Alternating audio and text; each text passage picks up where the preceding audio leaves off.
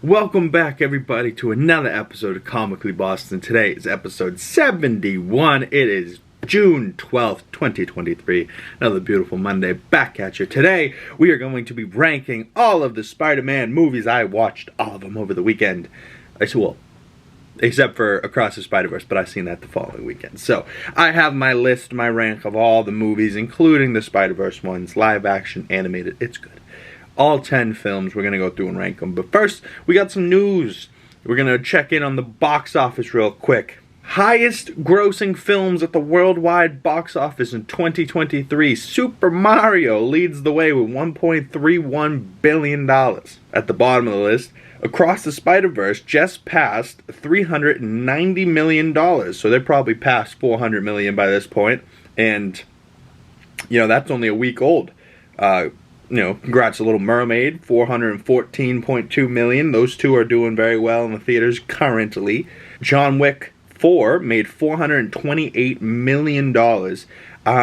It sounds like it's not that great, but hey, it's still in the top 5 for highest grossing movies of 2023, and I thought that one was really good. That one I went and seen, and out of all the John Wicks, that fourth one was by far my favorite.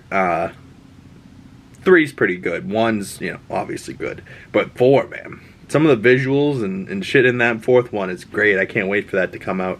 Same with Mario. I can't wait for that to come out on, regular streaming and shit.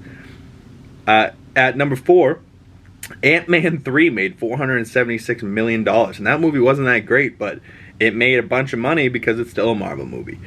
Shockingly, I can't believe this made this much money. Fast X made $652 million. And Guardians 3 made $800 million. So, just crazy amounts of money. And the fact that Mario was probably $20 to $30 million to make, and they made $1.31 billion. Like, you're telling me they made $1 billion profit on Super Mario? That's insane for Nintendo. Insane. Like, they can develop new Nintendo systems. Like the next Switch they can develop with that money. The next 3 Mario movies they can develop with that money. Like, they're going to do a lot with that money. And, power to them. I grew up on Mario, and I never thought I'd see an animated Mario movie look as good as it did. And, fit as well as it did. Everyone was mad at first with Chris Pratt as Mario, but I think it worked out. Also, next week, we got some more movies coming out. I cannot wait to go see this Oppenheimer. Christopher Nolan saying that audiences will really be able to feel the heat and shit that's coming off this these images. And this is just one of these images of Cillian Murphy with this fire, as like a poster for this movie. It just looks so sick, like he's engulfed in like a nuke. And I'm pretty sure Christopher Nolan legitimately set off a nuke and captured it on film for this movie. I'm just so curious to see what the hell it is. Obviously it's going to be Cillian Murphy as Oppenheimer, but I've heard that Albert Einstein's in this movie, Robert Downey Jr. is playing somebody in this movie. I just don't know what to expect, but I know that Christopher Nolan's going to do some shit with that movie, and the cast looks ridiculous, but whew. And recently, Chris Hemsworth was having some interviews, and he was dunking all over Thor: Love and Thunder. And he was like, I think we just had way too much fun on it, and we tried to do something, and it just wasn't hitting. And he goes, my 8-year-old son's friends are shitting on the movie, telling me it's not a good movie. And he goes, I'm equally cringing and laughing at the same time.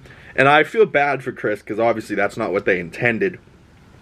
And, for somebody like me that is an adult and a big fan of these movies, I would have wanted to see a darker, crazy tone for Thor: Love and Thunder.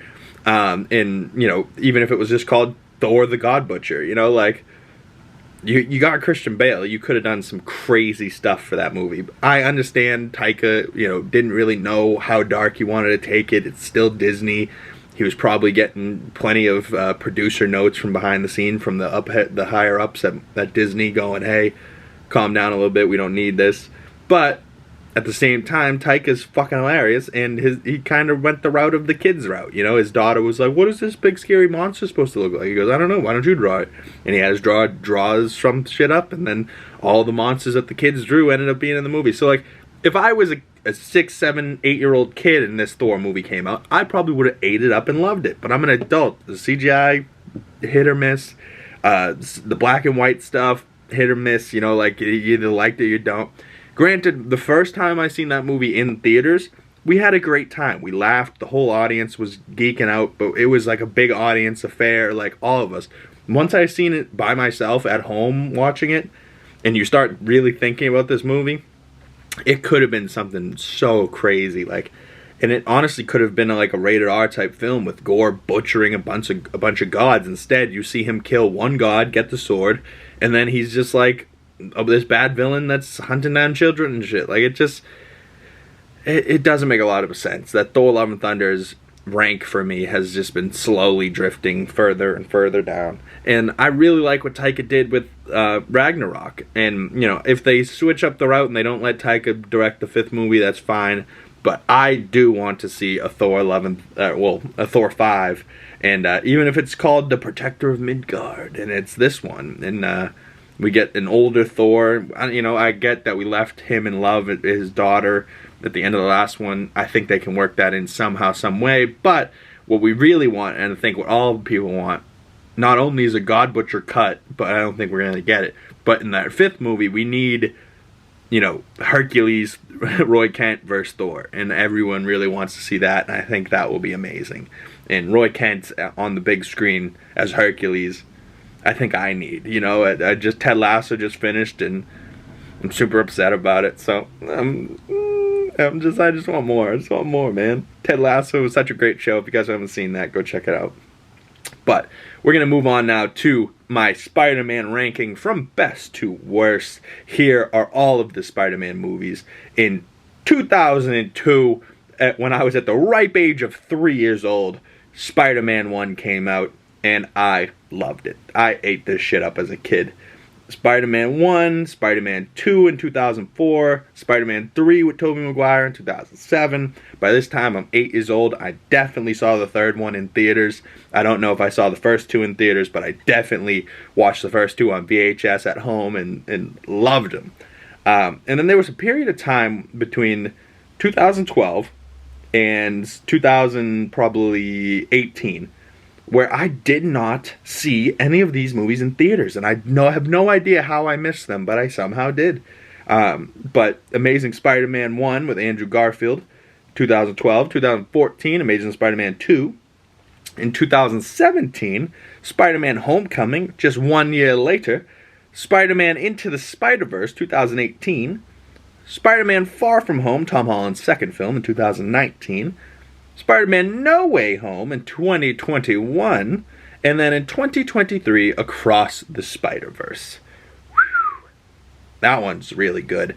And honestly, that one probably could be the best Spider-Man movie of all time, but I've only seen it one time, so I don't know if it's going to top off my list. But, you know, just the posters for some of these movies. Like the poster for Spider-Man 1, just like with that font, like it just feels so 2000s, and like the pose was great. He had the one web, you know, like go web, go web, go. You know, Tobey's movies had some great lines in the first 2 movies, especially with Green Goblin, Willem Dafoe, and Alfred Molina, Doc Ock, like just the 2 singular big bad villains. And then he also had like the way Sam Raimi shot him just swinging through the city and fighting just regular day-to-day crimes. Like, oh, a cop chase is chasing a robber, and the cop car flips, and it's about to land on a bunch of civilians, and, you know, he just webs it up. Like, I feel like Tom Holland's Spider-Man hasn't had too many regular civilian saving moments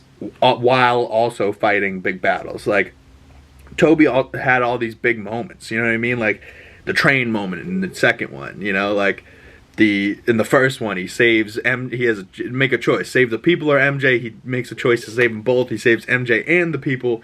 It was a close call, but he still gets it done, you know, like. And then he's about to die versus Green Goblin, flips, Green Goblin kills himself. Like, there was people dying, there was shit happening. Like, I think we went to a funeral in all 3 of Tobey's movies. Like, Tobey's character just got hurt, you know, a lot. Andrew's character was interesting to me because the directors tried to tie in this, what happened to his father and mother, right? Like, we always hear Aunt May and Uncle Ben, and Uncle Ben, obviously, the great saying, with great power comes great responsibility, but we never really hear what happened to his parents. So that's honestly the most interesting part to me, filmmaking wise, from Andrew's movies. Obviously, Andrew Garfield's a stud.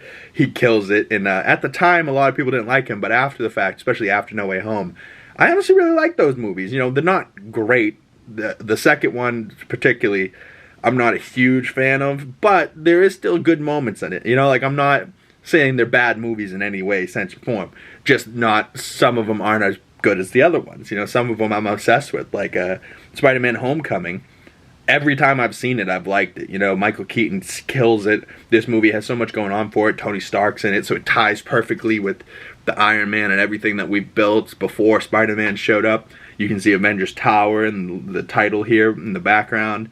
And, you know, it's funny that we see Avengers Tower because this is the final movie where Avengers Tower gets sold. And it's been years since Homecoming, and we still don't know who bought Avengers Tower from that movie. You know, like, wild. And they still haven't confirmed it, but apparently Tom Holland knows, and someone needs to get that secret out of him.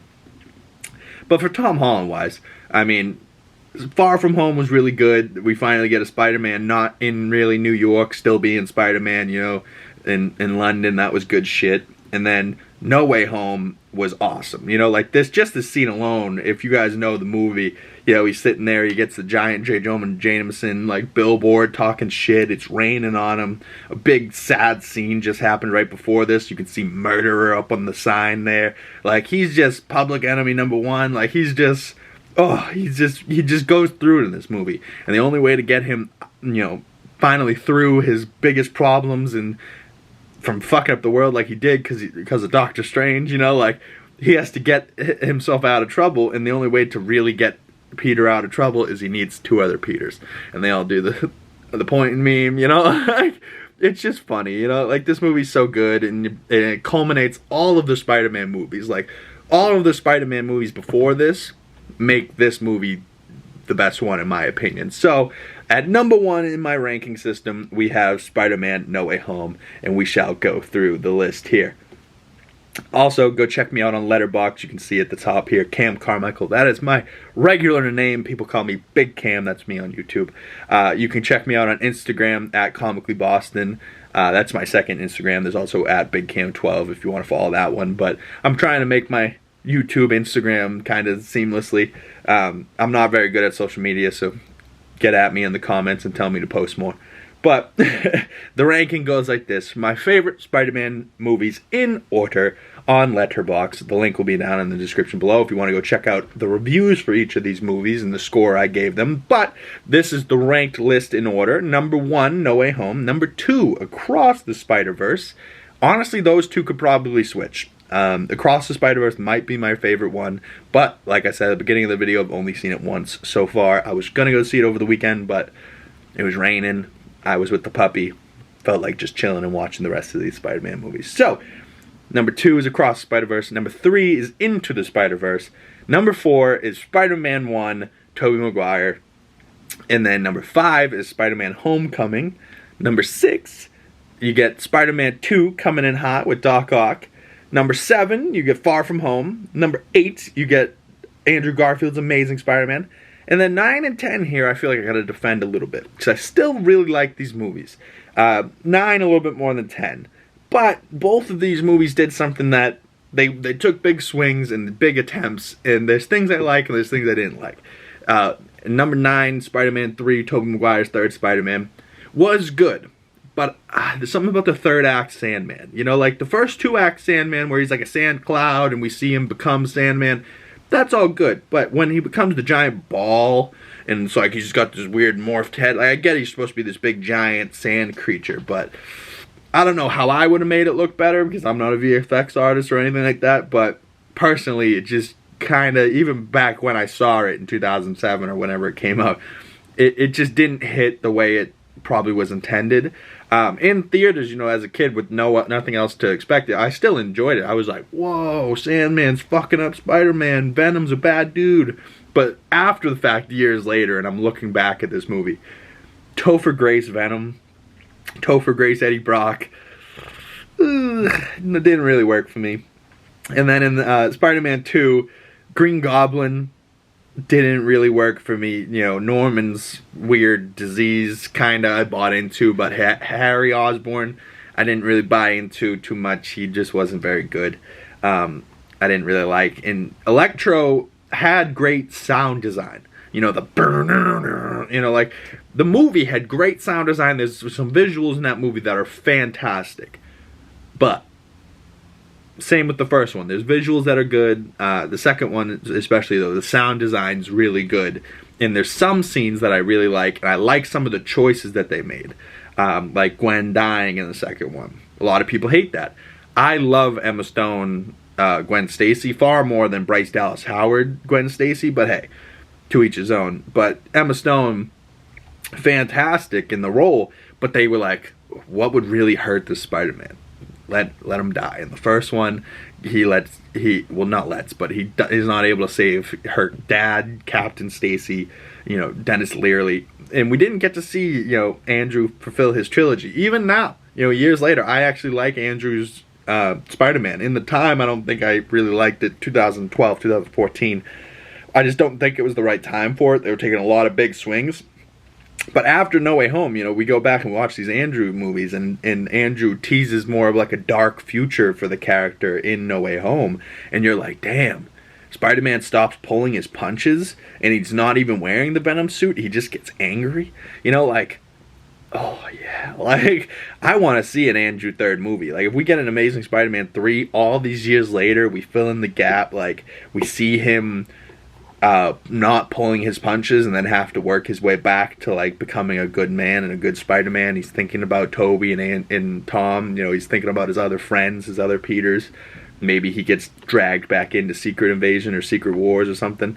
You know, that's just insane stuff. But that's my list. That's my ranking. Go check that out on Letterboxd. The link will be down and below. And go check me out on Twitter at BigCamYouTube. And comment below, what is your favorite Spider-Man? Leave your ranking 1 through 10 down below in the comment section, or at me on Twitter, or send me a DM on Instagram.